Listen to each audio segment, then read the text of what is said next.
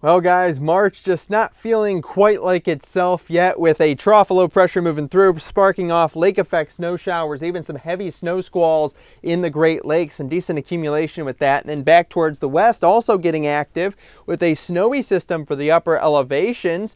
It'll become soggy once again for portions of California. Just very active overall for this time of year, feeling more like January. We'll see that system eject out of the Rockies, a clipper type system through the Midwest it'll go, into the Ohio Valley, and eventually towards the Mid-Atlantic as we go through the end of the week. It's not looking like a big system, but it'll definitely remind you that it's still wintry around the area here. Now, as far as the lake effect snow goes, this is a pretty good event for March standards in the snow belts downwind of the Great Lakes. We're looking at a widespread 3 to 6 inches. Some spots likely ending up, especially downwind of Lake Ontario there in upstate New York, with closer to 10 to upwards of 15 inches where those snow squalls persist. They certainly will be heavy at times during the course of the next couple of days. Let's pick things up here at the end of the week.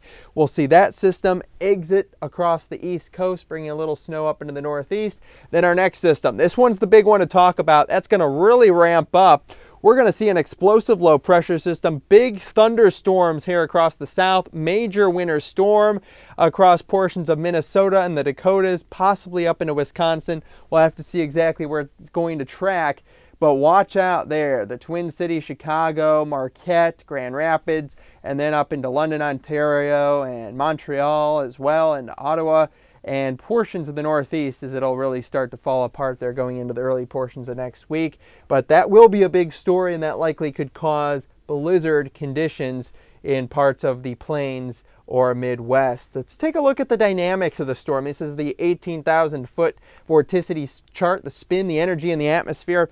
It's kind of a zonal flow west to east, and then look at this, the jet buckles. You get this big trough of low pressure system, what's called a negatively tilted trough here. It ramps up as it spins around. That'll provide a lot of energy with the contrast of cold and warm air for this time of year. Big buckle in the jet stream. That trough moves off towards the east, going in towards early next week. So how much snow are we looking at from that potential system? This is just a very early map.